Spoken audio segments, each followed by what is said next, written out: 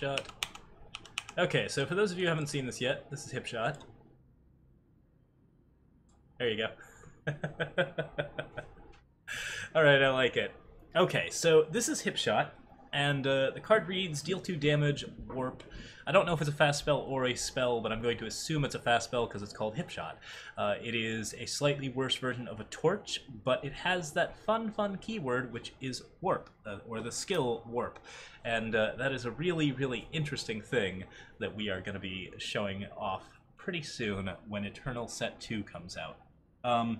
So warp's really exciting. Like, what it reads is that if you have a card with warp and it's on top of your deck, number one, you can see that card. You know that that card is on top of your deck and your opponent does not. Number two, you can play that card from the top of your deck. And that is pretty exciting in general. Now, there are like 4 or 5 reasons why warp is a really cool mechanic. If you were to refer to like Magic player psychographics, I think the first thing that like really kind of interests me about it is that this card is like something that kind of appeals to what you would call the Mells of the group.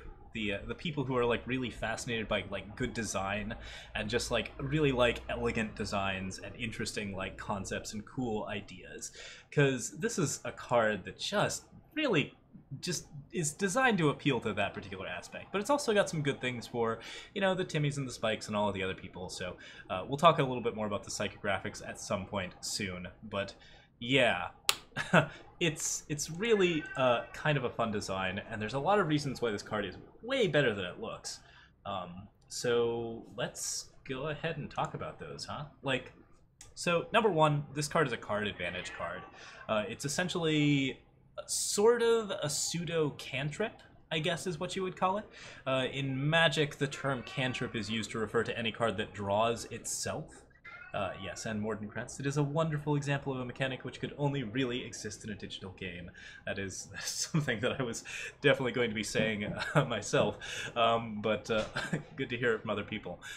Yes, like it is a mechanic that can only exist in a digital space. It's actually really, really hard to do in paper, and the things that it does for the game are really interesting and create a level of decision-making and like interest, just like value and strangeness that doesn't exist in any other card game, and that's always really just useful.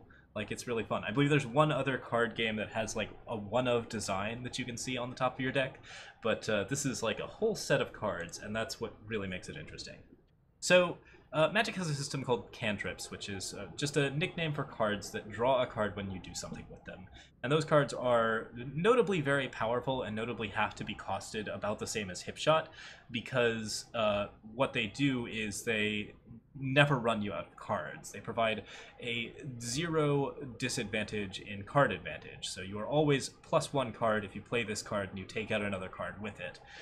With Hipshot, there's a little bit of an interesting thing going on where if you let yourself draw the card, then you don't get the card advantage anymore.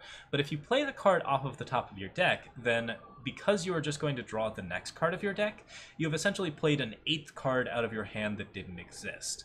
And that's something that's really, really good for you in the overall like course of the game. Like, this means that you get significant card advantage out of every warp card that's in your deck that you manage to play.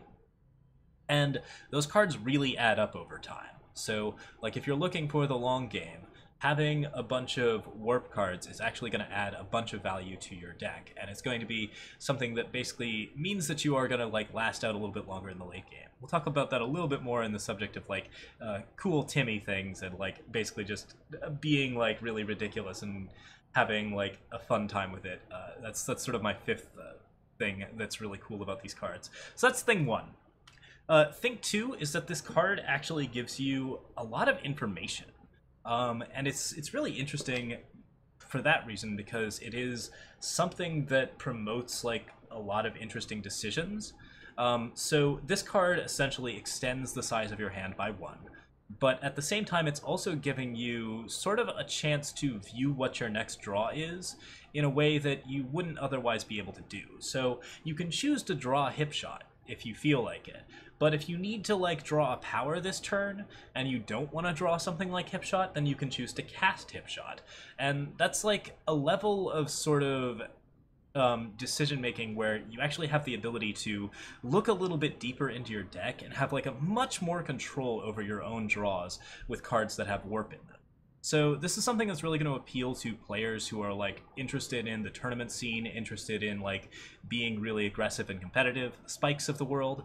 Like this is something that actually adds to your capacity to just let your own playstyle and let good decision making rule over what it is that's going to be good about your deck.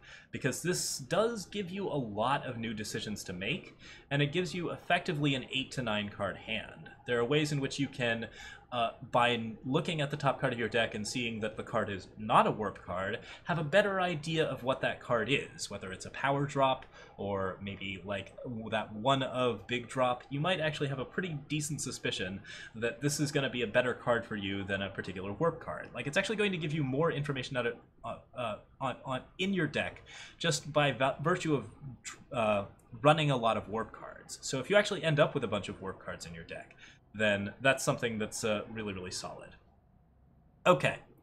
Mordenkrantz, I don't agree. And that's going to be like sort of the thing that we would say is like actually really, really good about warp cards is your late game with warp cards is really, really strong. Ah, okay. I was going to look for like the notes that I had about these warp cards, but for some reason it's got untitled document warp. There we go. There we go. So yeah, like that's number 2 and 3. 1, it provides you with a lot of extra options. Just having a 9-card hand means that you have a lot more decisions to make. And 2, it also provides you with a lot of information. So card advantage, options, information. All of these are sort of added to your deck just by virtue of running warp cards. The effect is very small, but the things that it's doing for your deck are subtly and really impressively improving the quality of your deck in ways that you're like not necessarily going to be totally aware of when you first start playing warp cards. So that's sort of like the hidden strength of this deck. The 4th one is Surprise. Like, this card is most likely a fast spell. We don't know that it's a fast spell, but I think some of the warp spells are going to be fast spells. Some of them are going to be charge units, since this seems to be a Praxis mechanic. Some of them are going to be just like, you know, regular units that you can play out. But the thing about it that's really cool about it is that it is not a card that's in your hand. So on an empty hand, you can have someone attack into you with a card that they would think is otherwise totally safe, and then just zap it out of the sky and like influence the board. Or you can be attacking into a board with no combat tricks, a clearly empty hand, and then Hipshot to deal an extra 2 damage and get rid of a crucial blocker and turn a double block into just a slaughterhouse. So there's an element of extra surprise to your deck when you can play cards off of the top of your deck. It actually means that your opponent is going to have to be playing different types of mind games with you if you're playing a Praxis deck. And that's something that Warp has like really interesting strengths with. That's something that is going to be, again, another just added bonus of having Warp cards that just makes your deck a little bit more interesting. The final thing is the big Timmy thing, which is that this is just a really, really, really good type of card for the late game. If you are getting into your like 8 or 10 power hands and you've just like been playing out all your cards, your opponent's completely dead on their cards, Warp is the card that's going to allow you to just have some insane top decks where you top deck a Warp and you can, or you top deck like a power and then you have a Warp on top of your deck. So you play the warped card and then you get another warped card, you play that warped card and then you get another warped card, you play that warped card and you get another warped card. You don't run card draw in these types of decks, but you do have card draw on account of having warp cards. So like being at the point where you have no cards in hand, being in that top deck situation, warp cards can really pull you out of that situation in a way that's really, really fascinating. So yeah, like there's a crazy amount of like cool stuff going on there with like the late game where you can just have some pretty epic stuff, and I'm really looking forward to seeing what kind of warp cards we see in legendaries, in rares. I think there's going to be a lot of high power level warp cards. I also think there might be some cheaper warp cards that allow you to like really just sort of chain through your deck in an interesting way. They probably will have very minimal effects because warp is a very powerful effect, but you can understand just from all of those things that it's adding to your deck why it is that this is a valuable archetype and why this is a really valuable skill.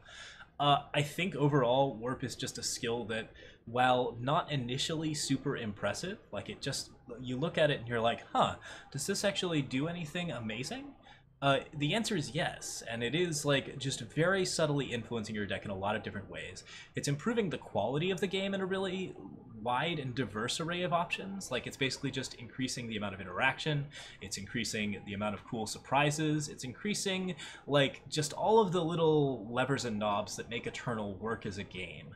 And it's doing all that through the digital only mechanic, and I think that all of that is something that's really to be lauded. And in terms of design, it's just crazy elegant. It's a load of fun, and yeah, that's my thoughts on Warp. So there you go. That's everything that I have to say about that for now. We'll definitely see some new cards out soon. There's another Warp card out that's a 3-cost 1/1. I believe it's a dinosaur with flying and +1 maximum power. So that'll be interesting, and I'm looking forward to seeing the rest of the Warp cards when Set 2 comes out. Also looking forward to seeing those other 4 skills, whichever ones they end up being. So it's crazy, crazy good stuff. All right, so that's it for me, guys.